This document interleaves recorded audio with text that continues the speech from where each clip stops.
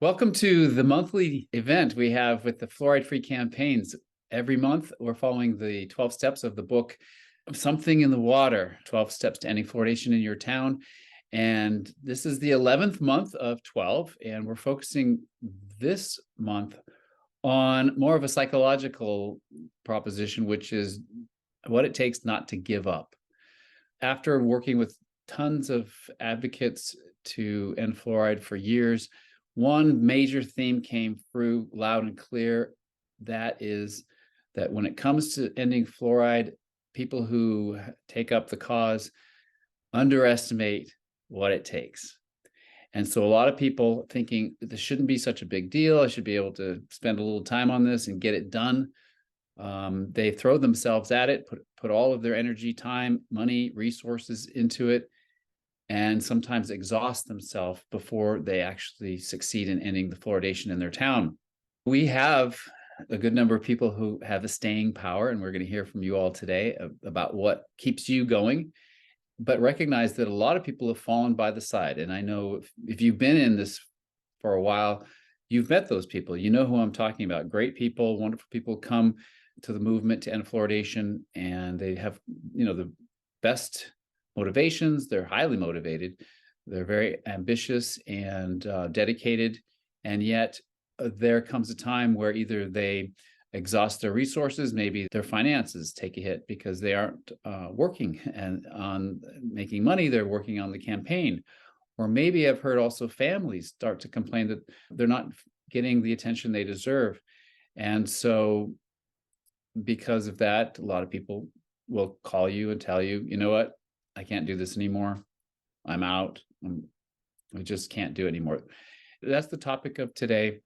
It's critical that we keep going because obviously fluoridation schemes don't go away that easy. It's like an unwanted guest, and it's just not that easy to get rid of them. So thanks for being here. We really are here to share our experience together. Fluoride-free activists from all over the world share our experience, share our wisdom, share tips and tricks, share strategies. This is the 11th month this year. I thank you all for coming today. We'll hear from you about your experience of keeping with it. So yeah, I will. I'll also do a quick review of the 12 steps so you can see what we've covered so far. And there's 1 month left. The 12th step is coming up in December, so put that in your calendar as well. But Something in the Water, 12 Steps to Ending Water Fluoridation started out with the very first step of confronting the deception. Every person who comes to this issue has to some way or other deal with the fact that this whole scheme was created in deception and continues in deception. And that's something that we have to somehow digest and also figure out a way to talk about it with others, knowing that they too are going to be confronting the deception and what that means to recognize that institutions that we have trusted or relied upon are deceiving us. Then step 2 is to protect yourself, because as long as the fluoridation is in your water, you need to look for ways to reduce your exposure. So you learn things about filtration and other strategies to reduce fluoride in your life. At the same time, you're creating yourself as an expert for when you go out to campaign, you meet others and tell them about fluoride in the water and its ill effects. And of course, they're going to want to know, how can I reduce my exposure? And you'll be able to tell them and already begin to make yourself a credible expert to them. Step 3 is when politics really gets started. So you first map your jurisdiction. Every locale is somewhat different in terms of the authority that is given to your city, town, county, region, state by law to fluoridate your water. And maybe it was a ballot measure, maybe it was a city council that voted in. You need to know how, politically speaking, how it came to be. If there are any court cases, you would want to know about that too. You also need to understand where the water flows, like how extensive is your water utility fluoridating water. It's not just in your town. Maybe it goes beyond your city limits. Maybe it's just a part of your town and not the whole town. That's something you need to understand, obviously, if you're going to make a plan to end fluoridation.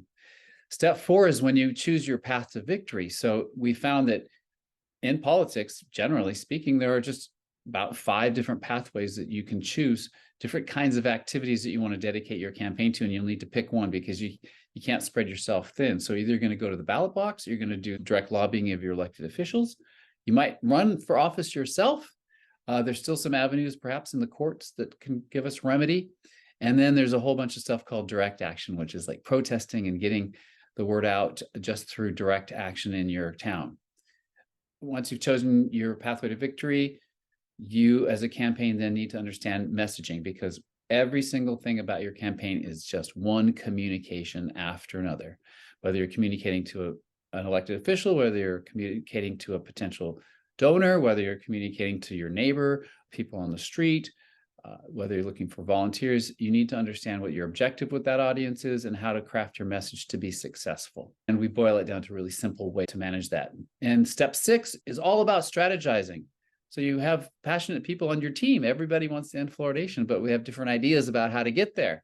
So in order to be successful, everyone has to be on the same page as far as the strategies. In that chapter, we teach you basic dynamic strategizing, which keeps everyone honest about what assets you actually have at any time, what behaviors you're able to exhibit, and the outcomes that you're reaching for at that time. And everybody has the same understanding of those things, and it enables people to stay on the same page when it comes to strategizing. Step 7 is dedicated to the credibility war. Okay, in this particular fight, credibility is essential. We, fluoride-free activists, have to be responsible for our credibility or lack thereof, and the comparison of the credibility that our opponents have. So everything you can do to increase your credibility is important, and it starts with you recognizing that you're responsible for your own credibility and the perception others have of you and your credibility. And then step 8 is something also that came out of years and years of working with advocates. There is a secret ingredient in every campaign, and that is your personal story. You see, people meet you and maybe they hadn't heard about fluoridation, or maybe they've heard a little thing about it, but what they see in front of them is a very passionate advocate. They need to know what makes you tick. So your personal story is a huge asset for your campaign, and everybody on your campaign has their story about what it was like before they knew fluoridation was bad. And then the day they learned about fluoride and how bad it was and decided to do something about it. And then what it's like now being an advocate and fighting fluoridation. So when everyone's telling their story, that really supercharges your campaign. Step 9 is about publicizing government secrets, and that's primarily starting with the Freedom of Information Act, or the request for public documents from your government. There are a lot of things about fluoridation they just don't want you to know. They'd rather you don't know a lot of things about it and don't pay attention to it. But you can use the local laws and state and federal laws to demand public records from your water utility, your health department, and others in your government. And then you turn around and publicize those things, and it shows your community what's the truth about fluoridation. And it's very effective in getting facts in front of your concerned residents. Step 10, just last month, we discussed reaching out to allies and all the nuance in that. Of course, you want to work with others when possible, and then there's some people that may be better not to work with. We talked about all the different obvious potential allies, from dentists and people who are more susceptible to fluoridation, including subpopulations of immune-compromised people, for example, or certain ethnic groups, and what it looks like to forge alliances with these folks. This month, we're going to talk about what it takes to not give up. In the end, we're going to be successful because we haven't given up. And I hope you join next month, because visualizing a future of success, it's going to keep people inspired, keep them looking for the future and overcoming and being resilient when things don't always go your way. So like today, it's a bit psychological, because as you know, this battle is taxing on our person and on our psyche in a way. In the book, we go through a number of different examples of people who have been tempted to quit and who didn't. There's a lot of old timers. Gilles is here, and he, just before the call, he was saying he's been in it for 51 years. Oh, wow. And yes, I've seen some black and white photos of early fluoride-free fighters. People, since the inception of fluoridation, there have been people to oppose it, but we don't really hear too much about them. So anyway, I know for myself, there have been times when I've wanted to quit. And so when we're telling our stories today, I hope that you will give us some good advice. For a couple of people who couldn't make it, they went ahead and sent me messages with some tips. For example, Sam Brannon, if you remember him, he was running for office in San Marcos, Texas. We met him in the International Fluoride-Free Teleconference, and he wrote to me today to make sure everyone knows that you should pace yourself. You should rally during rally times, but pace yourself. Everything doesn't need your attention, he says. Stay focused on the things you care most about. Those are great words of wisdom. I'm sure we'll get a lot more words of wisdom from all of you, but what I recommend is that you take us to a time, if it's true, I would imagine it's true for all of us, that there was a time when you were thinking of quitting for whatever reasons. Maybe your campaign hit a dead end. Maybe you lost a ballot measure. Maybe you were lobbying your elected officials and their term ended and elections happened, and now you have a whole new crop of people and you're just like, I can't do this again. Or maybe, as I was saying, that some people have focused too much on politics and they've not focused on their earning, making money and surviving that way. And so they run out of money personally. I've heard that a few times. Or family members saying, look, you need to focus more on the family. You're obsessed with this fluoride thing. For whatever reason, I'm sure it's happened to all of us that we've thought of quitting. And so as we share our wisdom, think about that time and really, what was it that you said to yourself? What were you able to do? What happened that allowed you to keep going? Because you're still here today. So that tells me you haven't given up. And of course, I've known many of you for years, so we're in good company, that's for sure. All right, we'll start with you, Rick. Have I thought about quitting? Sure. 2 or 3 times a week. You just figure it's the nature of activism that you're gonna get the crap beat out of you, on a fairly regular basis. So you lose more than you win, but the wins make it all worth it. So just in terms of, I don't know, one thing I keep to myself, keep saying to myself, to recognize the importance of this. How many people have the opportunity to help improve the health of hundreds of thousands or even millions of people? This is an opportunity that, you can't control anything, but you definitely have influence almost everything. So that's one thing I tell myself, just like, how many people have the chance to do this? They don't have the money, they don't have the time, they don't have the interest. So that's one thing I tell myself. But I will tell you a few coping tools that I have, and I go along with the person you mentioned that wrote in, Clint, about pacing yourself, and I try to do that. But these are my tricks that if you want to call them tricks or whatever. One is I exercise. So I walk my dog about 2 miles every day. It's about 45 minutes. So I do that. And I'm a gym rat. So I go into the gym for a very vigorous exercise routine 3 times a week. I'm an early riser. So I just do exercise. So it really helps. That's one way to keep some balance in my life.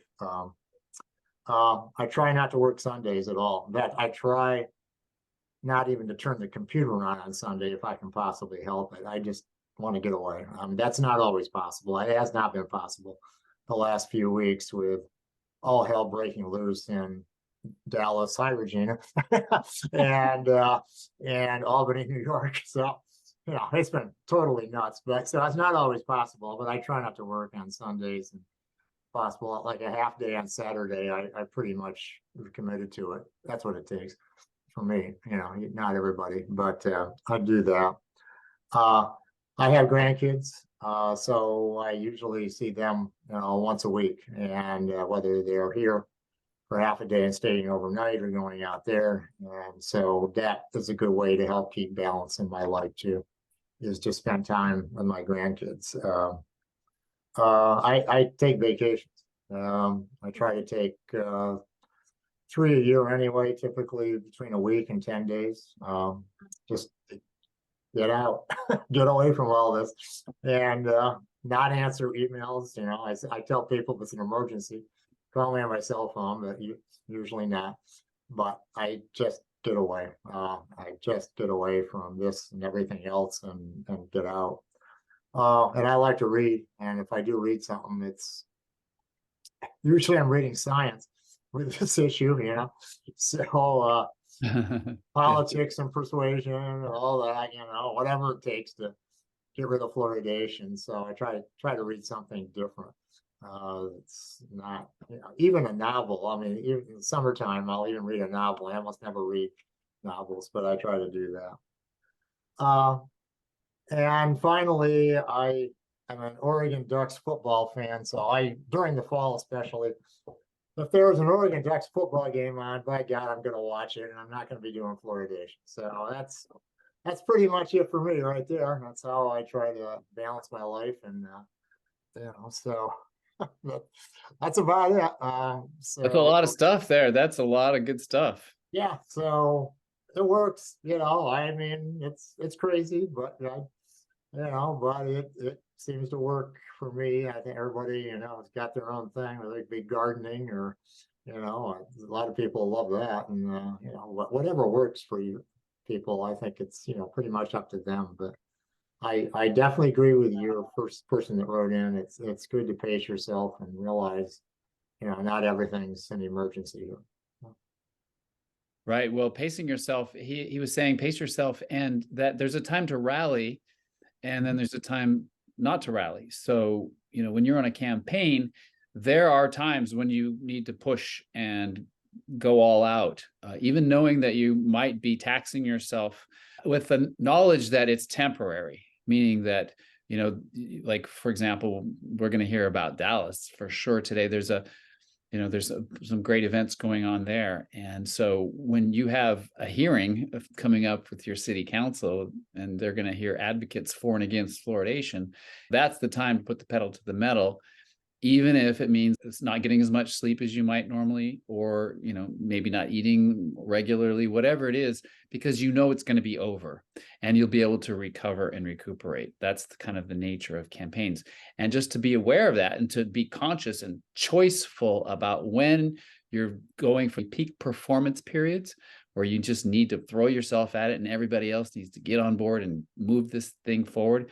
If you're collecting signatures for a ballot measure, of course, there's a deadline. So that motivates people. And when you lead up to that deadline and you haven't got the total number of signatures left, it's time to push people and push yourselves, knowing that that deadline is going to end and either you'll have enough signatures or you won't, but you will be able to recover afterwards. So rally when you rally, and don't rally when you don't need to rally. Pace yourself and be even keeled those other times. Right, Rick?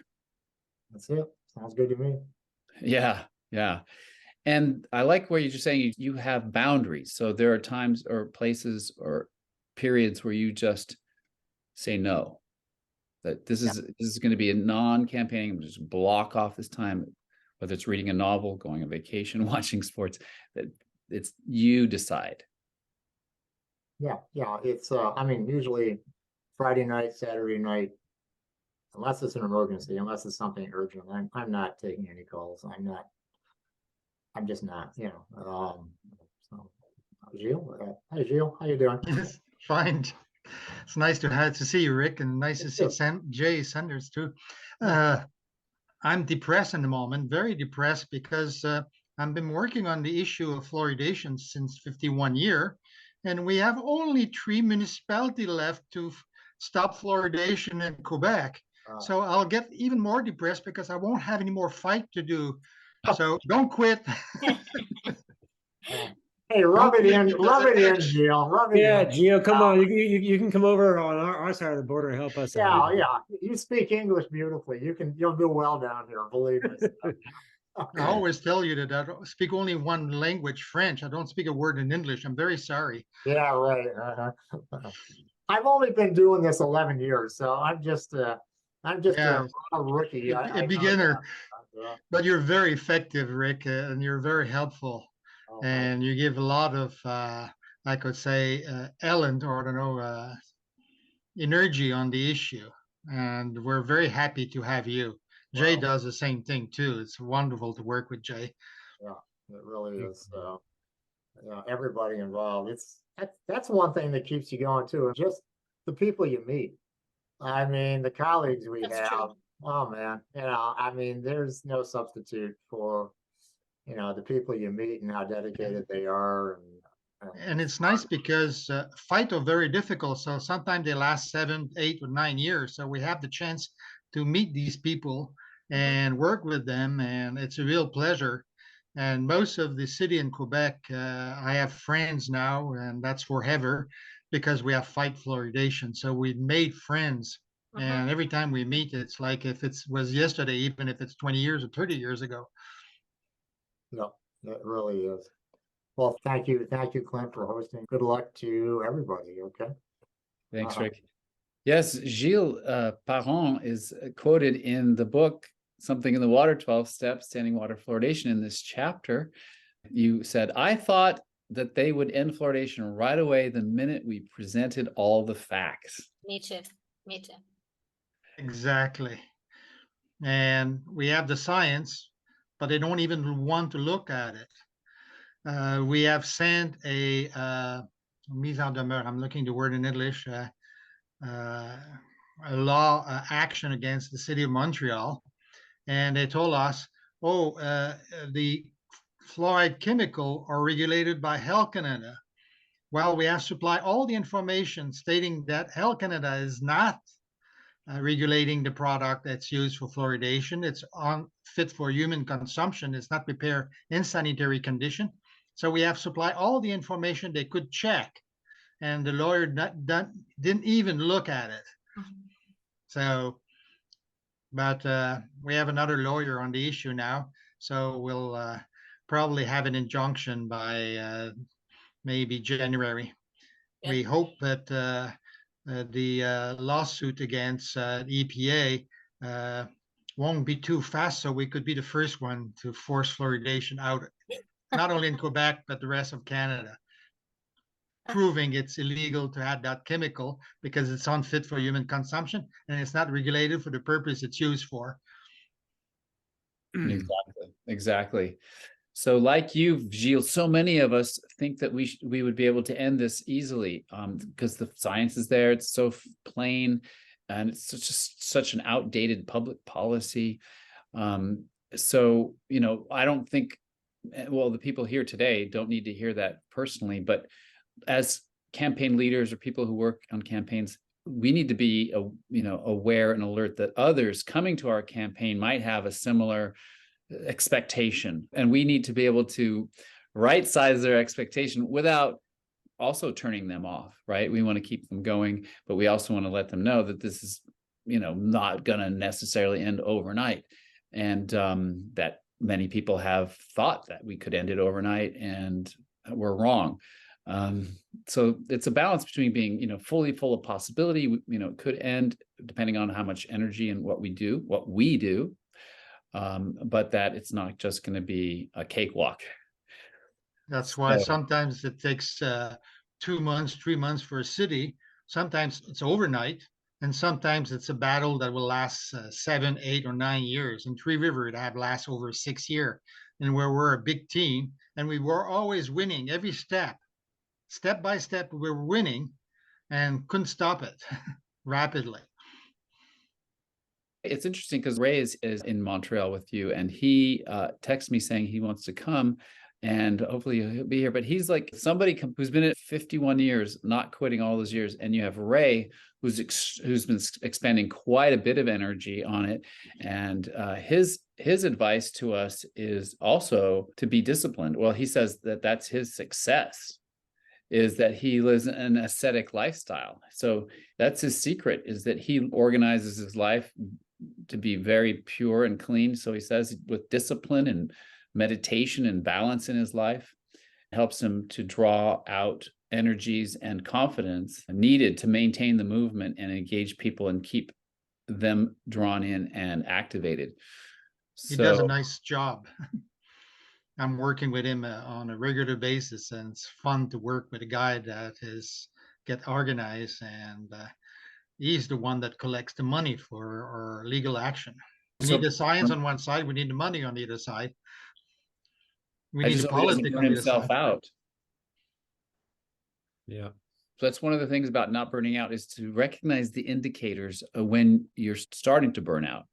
So people end up quitting because not only do they burn out, but they burn out and didn't notice that they're about to burn out. You know what I mean? So if there's signposts or red flags to let you know that maybe you should start to pace yourself, start to create some boundaries, or, start to manage things a little differently, balance things differently so that you can keep going.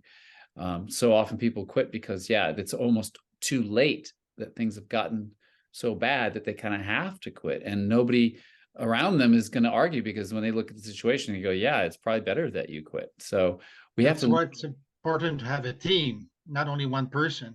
So you could divide the stress, and you could divide the job. And so it's important to have allies. It's important to have teams together. That's how we could do a success.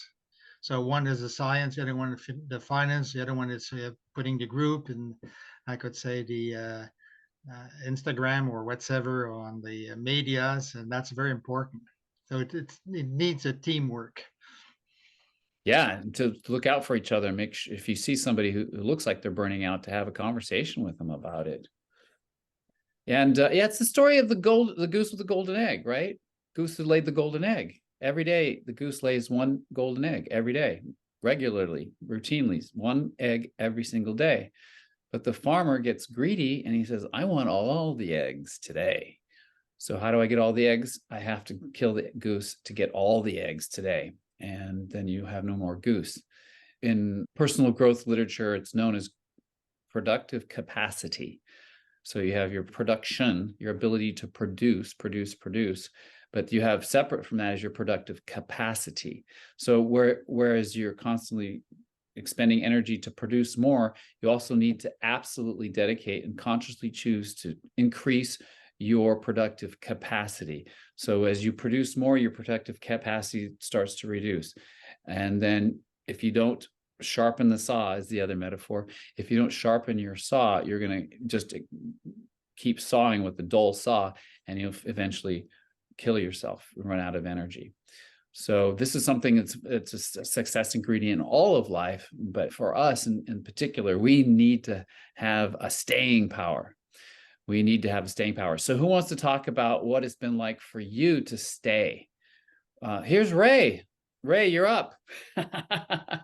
We're good. I want to hear from Ray, just because we were just talking about you, and you're in Montreal with a 51-year veteran in ending fluoridation who clearly has kept going, hasn't given up. And by comparison, you're relatively new to the movement. Yes. Yeah, it's about been in it for about 3 years, but in terms of, research and being aware, I'd say maybe since 2005. Yeah. But we're really waiting until what happens in the US. I've been told by a lot of people to just, kind of wait, and, they will win in the States in 2024 at the end of January. So I guess that's going to open up, if half the, places that are fluoridating in the US ends fluoridation, then it adds to that political, it's just all political. They can't debate any of the facts. It's all political. So you were told to wait. Are you waiting? Yeah, me and Jill, we have a lawyer looking into this. Lawyer fees are expensive, so there's a pro bono lawyer that specializes in the environment that is looking into this for us. But look, I've collected like 7,000 signatures, somewhere around that much, and if council isn't moved by 7,000 signatures, then I really don't know what's going to move them. I think it's just.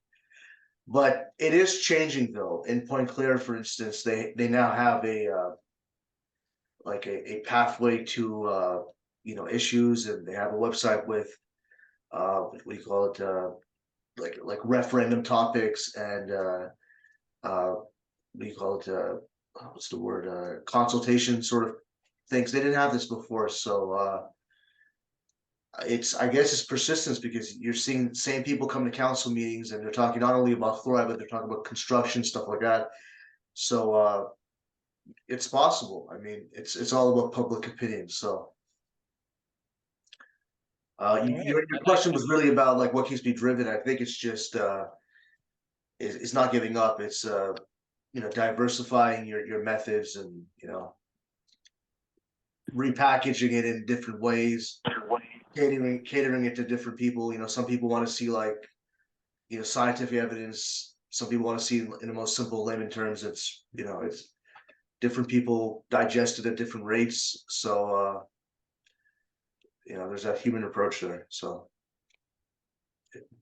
Well, yeah, I so think we will win. I mean, there's only 3 places that fluoridate in the province of Quebec, and it's all scheduled to eventually end in anyway. So I don't think it's gonna. It's political because fluoridation is in the same category as vaccines and stuff like that, and the 10 most top 10 achievements of the 20th century is the CDC, I think it is, or the World Health Organization. So if one of those pillars gets taken down, then it's gonna it's the weakest pillar too, in my opinion. So hope that answers the question.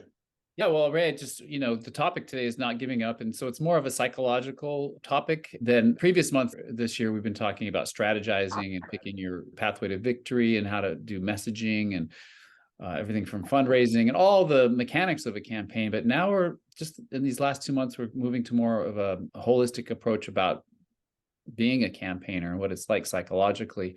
So you sent a text, which I read just before you joined, about your lifestyle and the way that you live. And I'd like to ask you to speak to that if you would. Sure. I mean, look, you're kind of the bearer of this banner. I mean, so you have to come off these, people, if you're taking on an issue, people are going to be asking why this issue. They're going to be asking about yourself. So, you're representing this. So it's good to come off as a decent person, as someone, you have to make it very clear you're not making money off this. You're doing this out of, concern for your society, your community. And also, I mean, just what strengthens you as a person is, just living good. It's just discipline. I try to live aesthetically, it captures people, I try to live, a disciplined life, not religious, but I mean, you can still do that without religion. So my point is basically, if you come off as genuine, it really captivates people. And there isn't that many people that come to council meetings that are under 40. Yeah, I mean, did that answer your question or? Well, I that's mean, it. it takes a lot of energy to go out and walk 6 hours in snow and ice and Yes, Ray, well, I live in California. I don't know if it's true everywhere in the world, but here people are not disciplined, generally speaking. People are kind of flaky. People are kind of indulgent. People are kind of all over the place. We're the home of, live and let live. I'm just saying, if you live good, I'm just saying, if you put aside vices and stuff, it really, it carves your personality. It makes you confident. It gives you this, it's like, if you look at some of the greatest people in history, like Gandhi, stuff like that, boxers, it's, if you live, an aesthetic life, without indulging in vices and whatever else, it does make you strong. And, we see the opposite with corrupt politicians. They get corrupted by, all kinds of vices and stuff, if my point is basically, I try to live a clean, healthy, non-toxic life, and it carries through in confidence and being able to see things clear, and being able to walk away if someone's trying to fight you at the door or whatever. I mean, I just saying, like, my when I was going door to door, confidence is just it's like a universal language. So if you have that and you're going door to door, it helps getting those signatures. I mean, right now I'm not really at the signature part. I mean, I'm waiting until what happens in the States. If that trial, is favorable to us, then I'll have to, depending on what our lawyer says, but I mean, it would probably be at that point, I'll try, collecting more funds. And it also comes down to collecting funds. I mean, I was approaching different people for money, and in about like a month and a half, we collected about $10,000, which was pretty good. And it's just, calling up different people and having a conversation with them, and they see that you're genuine and they see that you're not going to abuse the funds and stuff. And yeah, so I mean, to answer your question, basically, when I say like ascetic life, it's just, discipline in all forms of it. I mean, Mental and physical discipline. mental, physical, yeah, exactly. Just living good. I mean, you can take that to the extremes, like sexual discipline, whatever else, what you put in you, what you expose your mind to. I do a lot of meditation and a lot of thinking about these topics, and it allows you to, explain it, better. I just thank you for giving us a window into your life. It's, again, this is a very personal or psychological topic. So that's what matters most. And you've really done a great job of representing yourself today. It's a war of attrition, really, with this information. It's like any other battle in history. It's like, people had a point with civil rights, for instance, or gay rights, for instance, and, like the point was made, but the politicians, when they see persistence and they see more people joining, that's when they get scared. And we're seeing this kind of now with, there's a war going on and there's more people joining, people are persistent, and they see the energy. So it's about inspiring others with that. Obviously, if you come off as an aloof or a degenerate or someone like that, if you don't come off as someone who's genuine, I mean, it's not gonna carry the waves of people. So you have to make those sacrifices. And we see this with past leaders in different movements. They made a sacrifice. In a lot of cases, it can consume you and cost your life. But I mean, this is an important subject, and I think once it ends somewhere, there's gonna be a huge domino effect. I think we're gonna see this in January. I think when that trial, that verdict comes down, like many cities are gonna end it, and we're seeing many cities ending it now, and at least 6-8 places every month. So yeah. This is controversial because, I've been supporting people in creating local campaigns and getting on the stick with your local water utility. And the EPA trial that has been protracted now for 5 years, there's no guarantee that it will be over like that, and certainly not in January. I would have to say that that's one of the reasons people have given up. Something so promising as this EPA lawsuit is not unique, right, Gilles? You're saying it's not going to conclude in January on the 29th? We can talk about the very details of it and what you speculate about how the trial is going to go.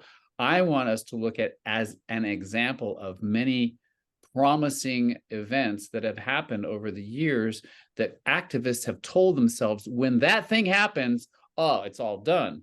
You call it the silver bullet. And we all want that because, of course, why not? If you don't have to work, if you don't have to do the campaigning because something's going to happen and it's going to take care of it all, that would be it. However, these promises have come and gone year after year. One thing, for example, is the production of the 2006 report from the US government about all of fluoride's effects on the human body. That should have ended fluoridation right there, but it didn't. My point is, a lot of people have given up. They've said so in this last year or 2 or 3, saying, oh, the EPA lawsuit will take care of everything. I don't need to campaign locally. And even the Fluoride Action Network has said that this is the best time to campaign because of the news of the trial and the results of the various studies and meta-studies that are being considered in the trial, and the testimony of experts under oath for the first time, whereas they could lie and have lied so many times. So there's an argument for people to use the trial to supercharge, to leverage the trial to work in their local area to end fluoridation. Take the information about the EPA trial to your elected officials. Get them doing the right thing. who wants to put forth an argument for not giving up, even though there's this EPA trial going on? Go, Jay. Me, I think we've been pretty clear about not giving up in the face of the EPA trial. I know I have been, I know Stuart has been, I think FAN has tried its best to encourage our supporters and our followers to keep the pedal to the metal, because the reality is when we win this court case, and we are in a very strong position to do so, the wheels of justice are still going to continue to grind slowly. And there's always issues of appeals and appellates courts. And there's also the issue of the rulemaking procedure taking time to be implemented by the EPA. And there's a lot of unknowns. Do we feel like we're going to win this case and we're in a strong position? Absolutely. We feel like we couldn't be in a stronger position to win this case. But that's not going to mean fluoridation is going to end on February 15th. We got to keep the pedal to the metal, and we got to keep on working in our communities. The court case, a win in this court case is going to go a long way in the interim into convincing your city councilors to get rid of this stupid practice, this long, outdated practice. It's going to help you, but don't sit on your laurels and wait for the EPA to ban fluoridation because of this ruling. It may well happen. But the wheels of justice are going to continue to turn slowly, and we still have to keep on fighting in our communities. So please do so. Thank you, Jay. And as of today, what would you say, because of the EPA trial, would be maybe the top 3 assets that a campaign could use? For example, maybe the original petition, or the testimony under oath of the EPA experts saying we don't have any safety studies. What do we have now that we didn't have before, because of that we can use today? Right. Well, okay. So what we can use today is going to be different than what we can use come February 15th after the trial. So what we've been holding back that you will be able to use after the trial is the deposition material that we've been taking. We can't show that. The only thing that we've released is stuff that's immaterial to the trial that concerns benefits, because the trial doesn't concern the benefits of water fluoridation. It only concerns neurotoxicity. So we are sitting on a treasure trove, and I'm talking about an insane amount of damaging information that will turn the tide, no matter the court's decision. But we can't release that because it's material to the court. So we have depositions and we have FOIAs that we can release that will show the government's complicity in this project. But it's material to the court case, and our prima facie, we need to win this court case. And so all the documents that we're sitting on, there's a strategic reason why we can't release that.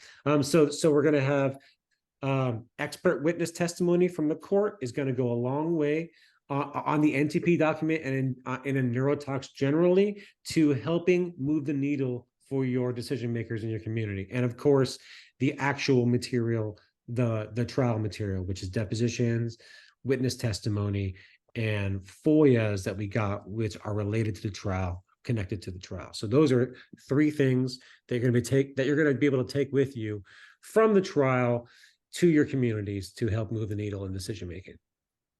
Perfect. Okay, well, today we've got, I know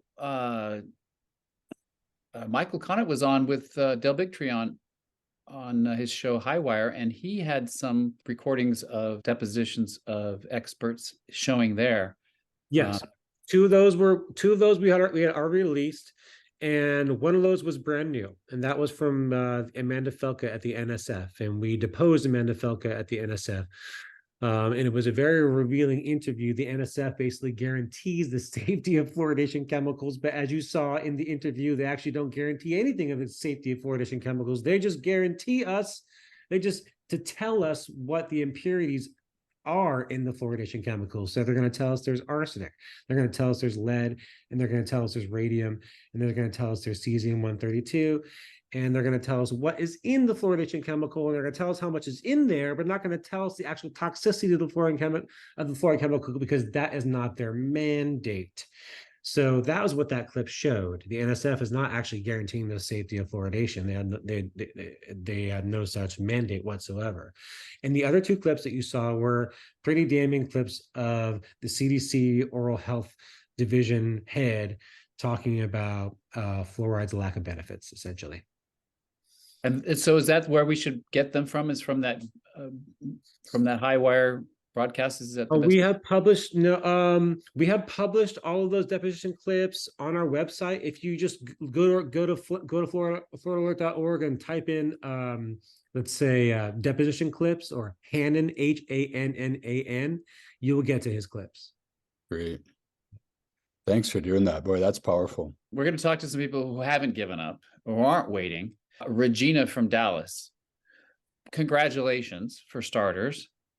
The news of what's going on in Dallas is picture perfect. You've been taking the pathway of victory called direct lobbying.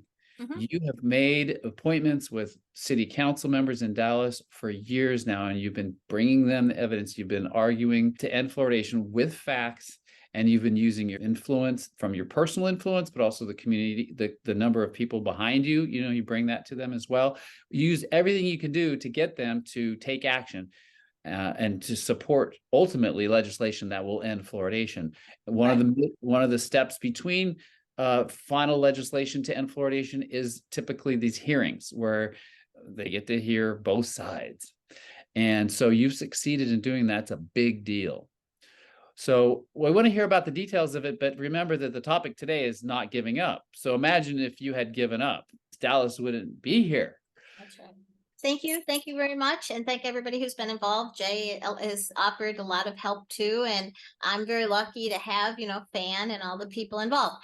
But the deal of it is we've been asking for a hearing. And all the time I've been doing this for 11 years, because we thought then it could bring it out to the public, right? They denied. Well, luckily, the chairman of the Quality of Life Committee saw what we were saying was to be true. And he has an ego and he likes to win. And that's a good guy to have, kind of. But what he would say is, I don't want to have a committee meeting because you need 5 to bring it to the full council. If I don't have the 8, then that's what it would take to actually stop fluoridation. Okay. So the whole concept of was, I know we would have the 5, but it's getting the 8, right? So he kind of took it on himself to feel as though when the time was right, in other words, because in January and February, it looked like we were going to have a committee meeting. And it wasn't until recently, the first one was in October 16th. So y'all can Google October 16th, Fluoride Dallas, and you can watch that hearing. Well, I believe, and this is what keeps me going, because of little wins are when they mess up, So the water department is against us without a shadow of a doubt. They've always been the group that has led the council wrong. They've given them wrong information, and they say that they're there, that staff is there to support the council, and the council makes the policy. Okay, but that's not true. They are undermining the council. They don't give them all the truth. They do, anyways. It's very obvious that they are trying to promote fluoridation. Okay, so they were the ones that were helping Adam, the chairman, set up the committee meeting for Quality of Life in October. And what they did was they made the whole panel pro-fluoridation. Okay, there were 5. And Adam got very insulted and he said this was supposed to be balanced. And because you didn't listen and you didn't make it balanced, there he is. That's Adam on there. Yeah. We're going to have another one. We're going to have another one, and we're going to have the people that are opposing fluoridation. So that's when we got on the stick, and I knew that Griffin Cole, he flew down here from Colorado, and the big one with Rick North having a connection. We had Dr. Bruce Lamphere, he Zoomed, what's it called? Virtual, connected, but now he wasn't in there to just oppose fluoridation. He was there to tell the science. And what I always say is, the science is opposing fluoridation. So it's not like we're just for it because that's what we believe. It's because that's what the science shows, So he was doing that. And then we had a local medical doctor who was coming to speak. Now, when you guys watch the November 7th community Quality of Life meeting, okay, about community fluoridation, you will see we were ambushed. But again, they they shot themselves in the foot again. What happened was they were, Adam, something happened. You can tell that's what happened. That's the other thing I've seen over the 11 years. You get some people, they're strong, and then you don't even know why they switched. Why are they ghosting you? Why are they not looking you in your eye? Something has happened, okay? But that's okay. We got it on camera how it all went. What happened was the presentations were awesome, but they were rushed. You could tell the chairman was kind of like, okay, we got to get to the question and answer part. Come on, that's what we're here for. But then the first person that talks, she didn't ask a question. She attacked Griffin Cole. And y'all have to watch it to see. It was a total takedown. Jay, did you watch it? Who on here actually saw any of this? Jay saw it. I watched it. Okay. So, it Video was. you showed me stopped after the testimony didn't show that what question and answer period.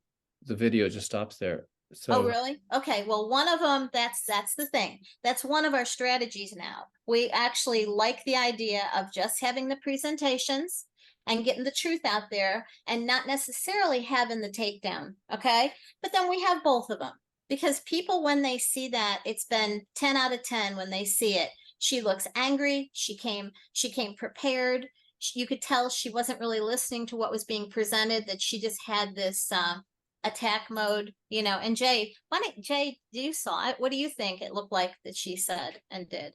It looked pretty obvious to me that Griffin's PowerPoint presentation was leaked to AFS and to Matt Jacob, and it looked like she had talking points from Matt Jacob.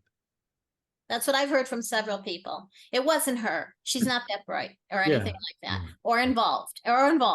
And some of the takedown things would have to be somebody that, and the dumbest thing is the slide that she was talking about, Griffin didn't even use that in his presentation. This was some documents that were sent to the water department and to the council that he ended up not using. Okay. So, and we always wondered if they get the stuff, are they going to try and do exactly what they did? But they shot themselves in the foot. They used from a slide that wasn't even one he used. Plus, she came off very aggressive and degrading and embarrassing for the city of Dallas. So that's where we're going. That's where I'm going as a person here. She embarrassed the city. She embarrassed the council. And she wasn't listening. She wasn't listening because he wasn't even talking about that. So it looks bad for her constituents. It looks bad for the whole thing.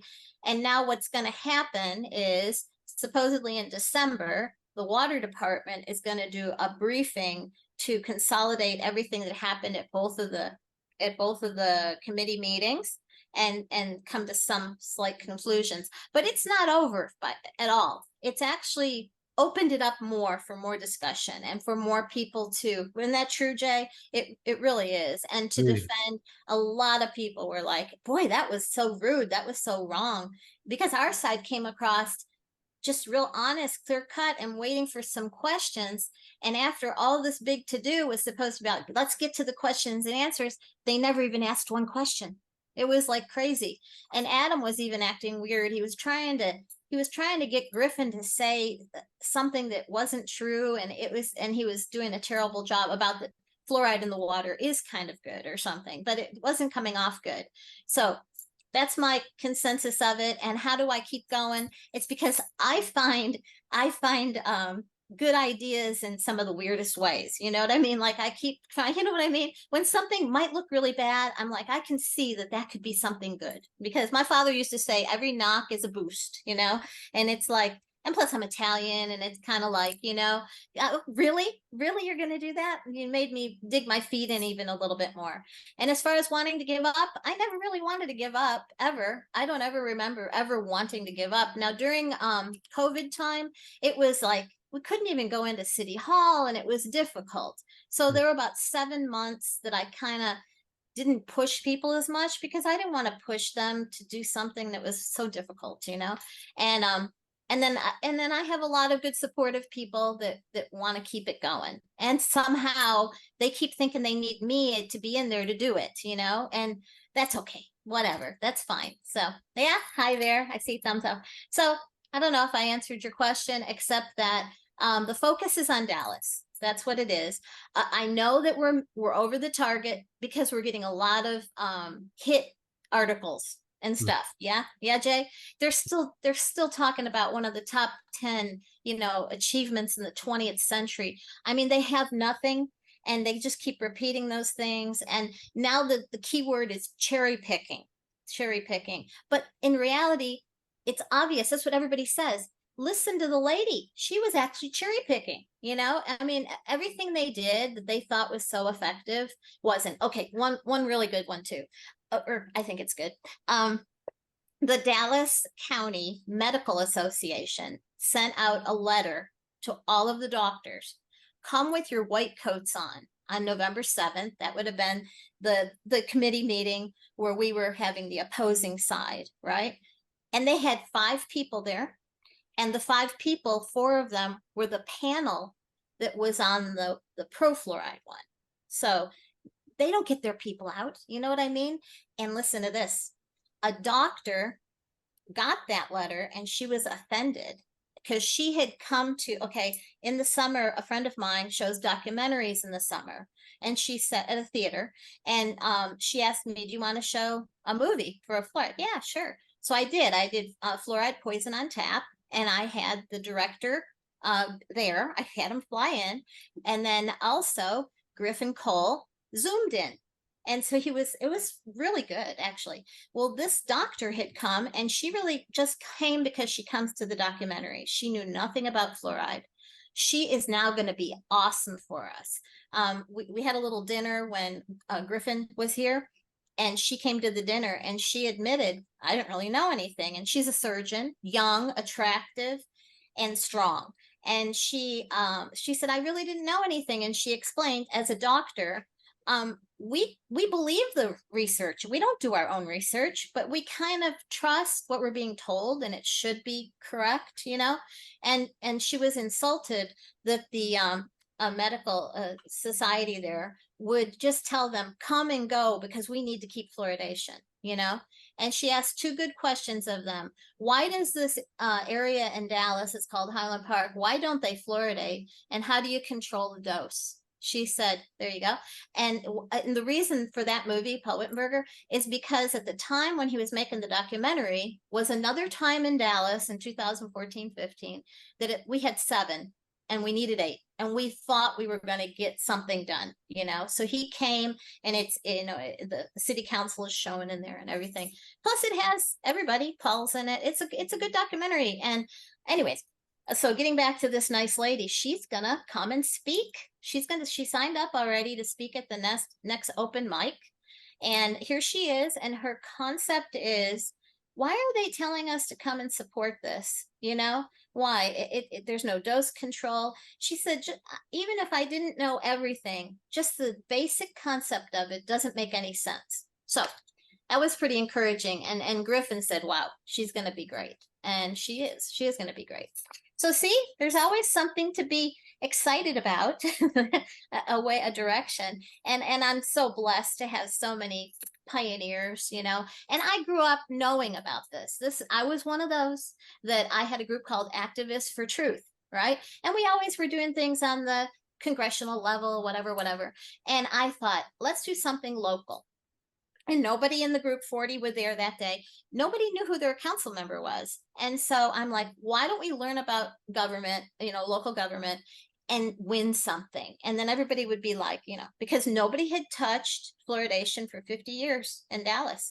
And I thought, ooh, right. As soon as they hear, just like a lot of people, as soon as they hear the truth, this is a win. I mean, we've got to win this. They have nothing on their side. 11 years later, for the reasons that you already said, you get some people and then they get, the terms are 2 years and then you got to start over with a new one.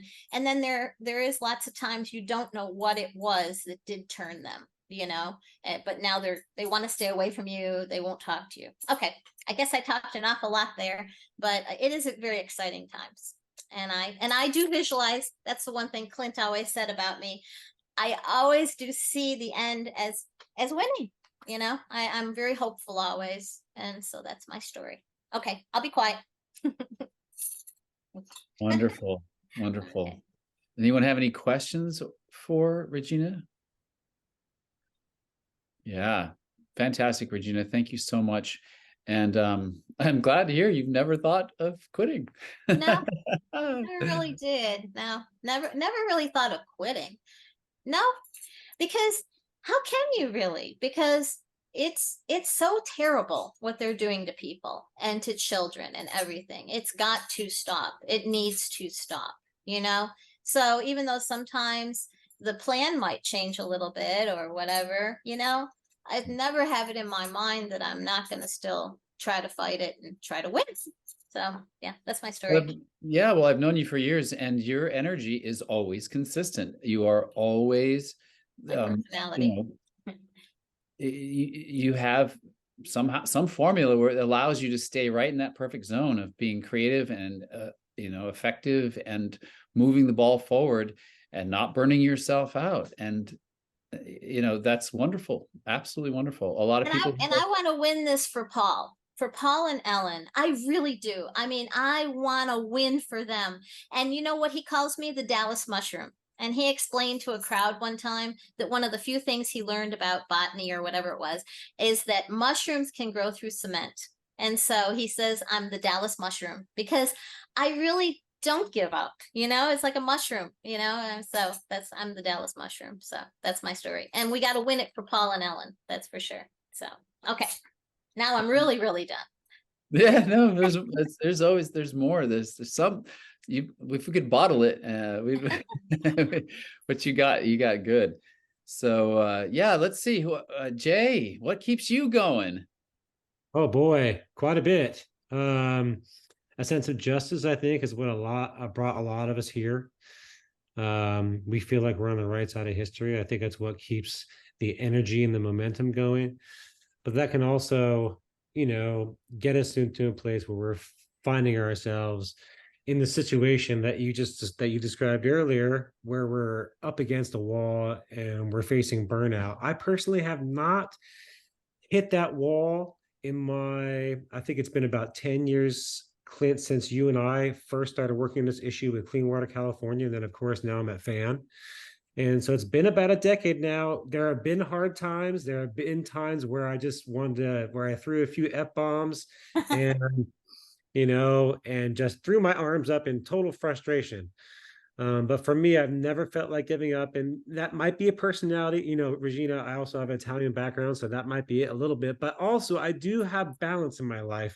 Some of you may know I moonlight as a musician. So in the nighttime, I play gigs. And for me, somebody who's deep in the weeds on this subject, and I also am an insider because of the stuff that I know for the lawsuit. So the stuff that I know about fluoride and its injustices actually is probably even more than the stuff that you guys know. So for me, it's incredibly motivating for me to see what's happening on the other side of the ledger and to know that I'm on the right side of history. And it is frustrating to see that our progress is going, let's just say, slower than we had hoped.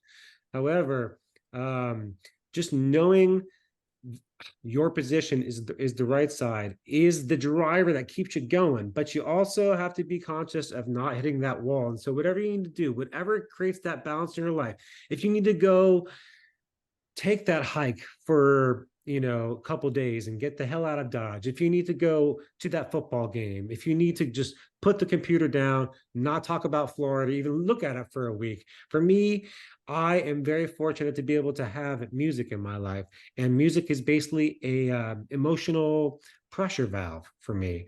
And so I get to release all the good feelings, all the bad feelings, and everything in between through my music. And after that, at the end of the day, it's like a recharge, and I'm back at it once again. So I know that I'm really fortunate, and a lot of people don't have that emotional outlet. But for me, I'm feeling very thankful that I do, but also I do get frustrated. And then at that point, I think I do what a lot of people do, and what Rick basically just told us that he did, is that there are some points where you're just going to have to turn everything off, step away, and just recharge. And whether that's meditating, going for a walk, checking out a baseball game, or even a movie, it could be the most mundane thing.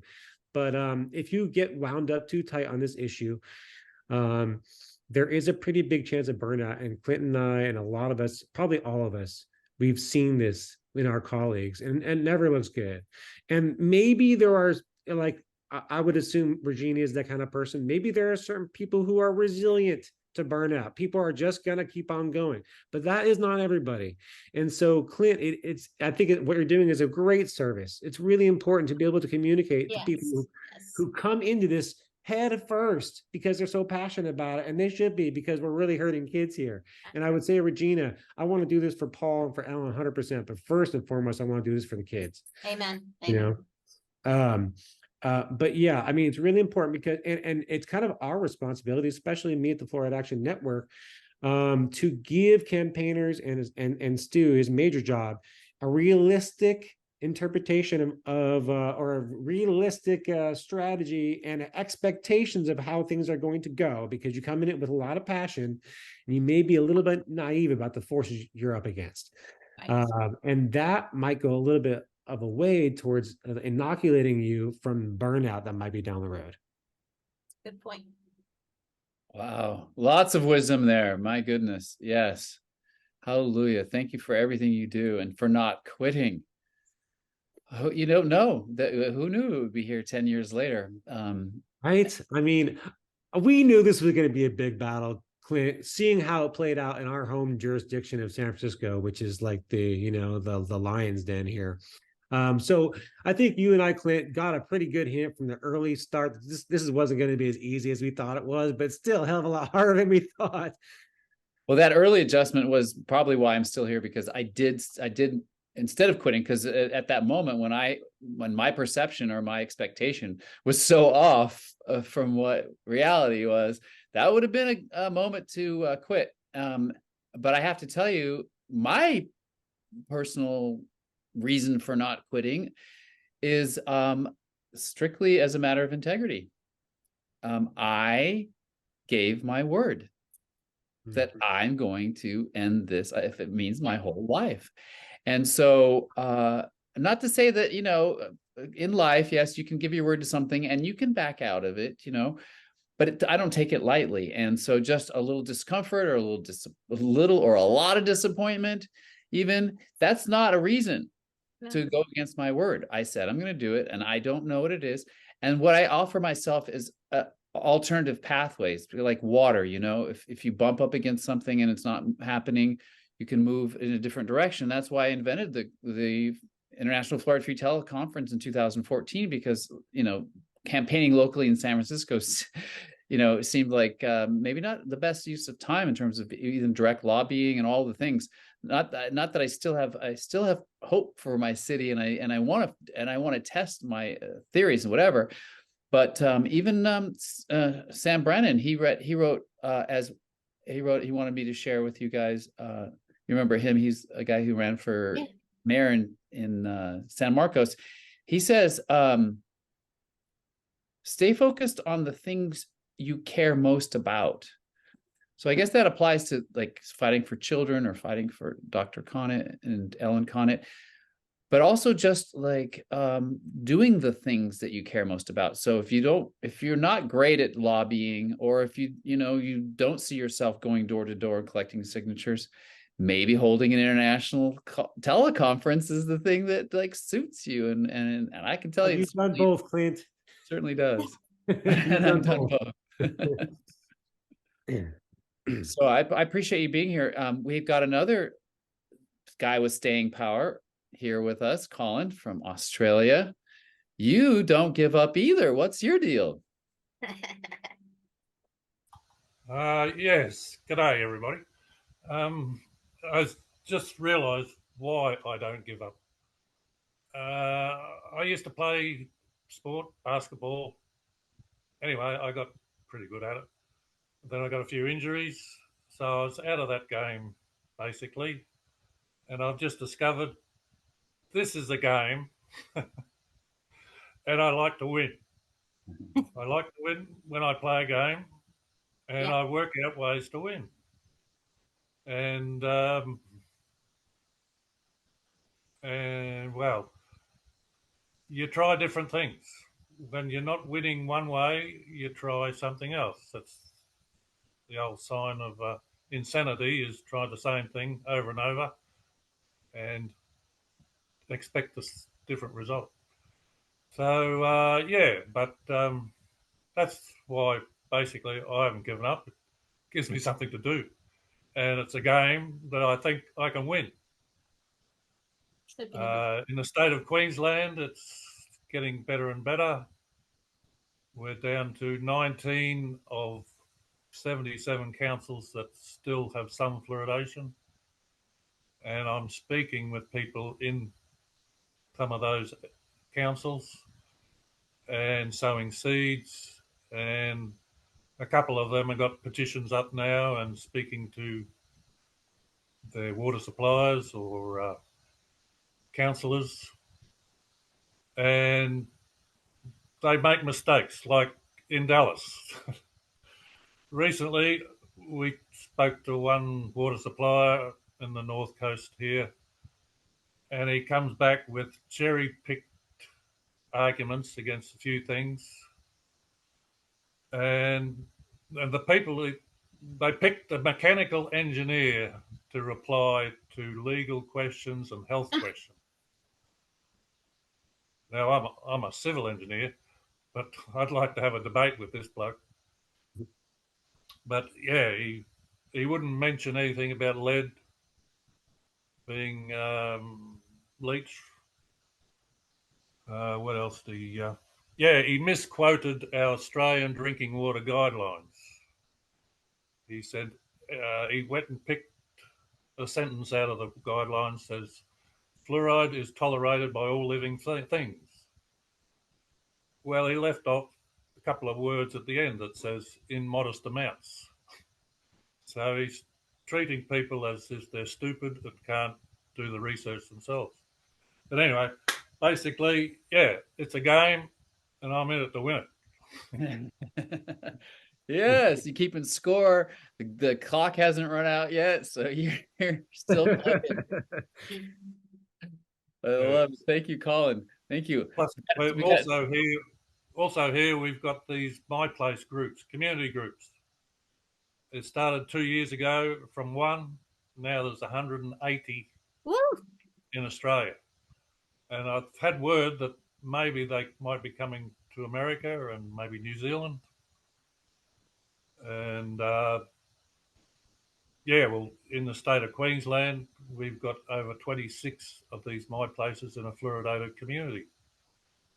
And we've only got 19 councils to stop. Right.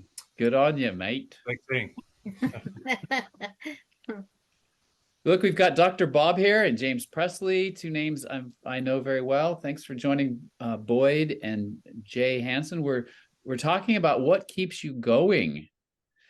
You've been in it for a while, Dr. Bob, haven't you? So maybe we're saying not only give us advice about what you've learned, but I figure if you ever did have a major doubt, you ever did think about quitting, what was the thing that kept you going in that moment of time when it was, when you were walking through a dark period?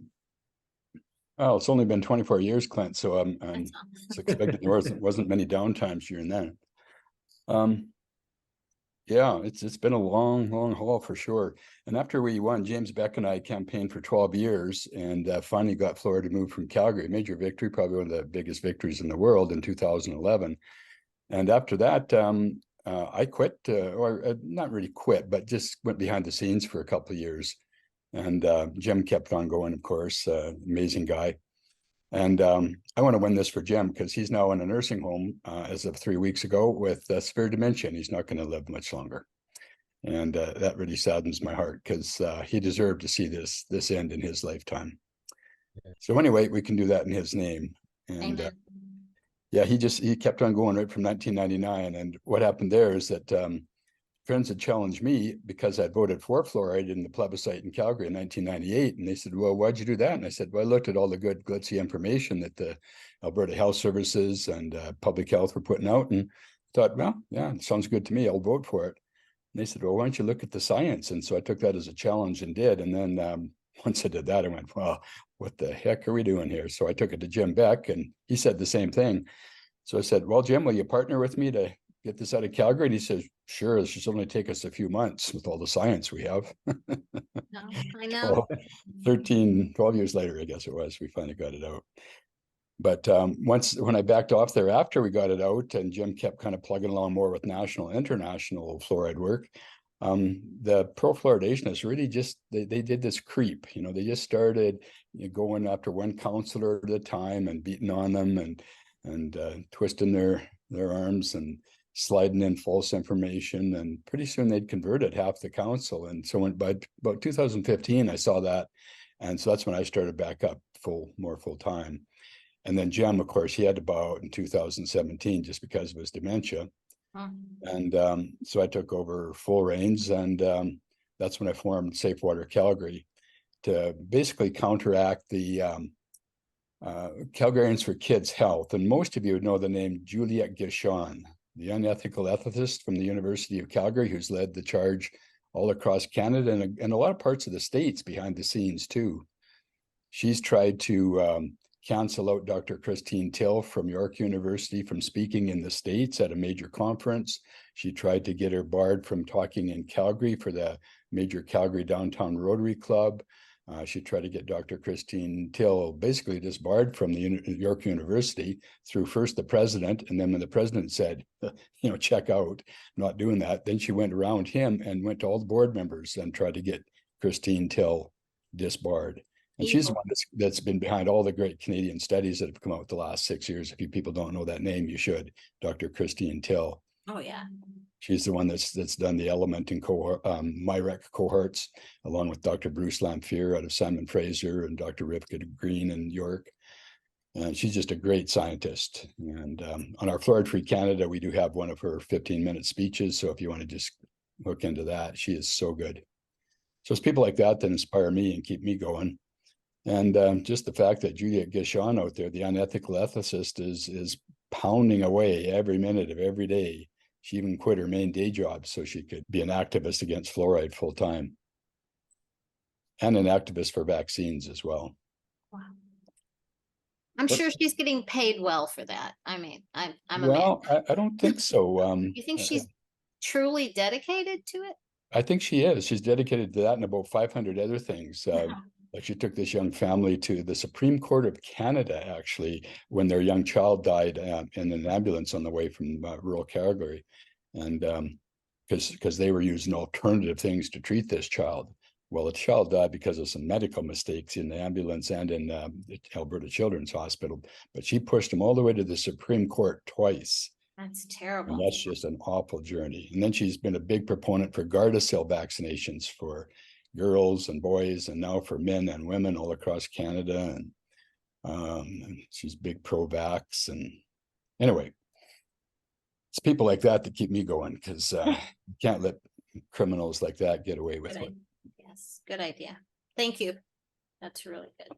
Thanks for doing all you do, Clint. I much appreciate it. And Jay, too, you guys have been stellar down there. And of course, our Canadian hero, Gilles, in Montreal.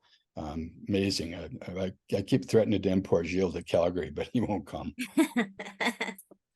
Bob, you and Jill are two of the biggest inspirations that we at Fluoride Action Network can possibly think of. So big ups to you. You have earned the utmost respect.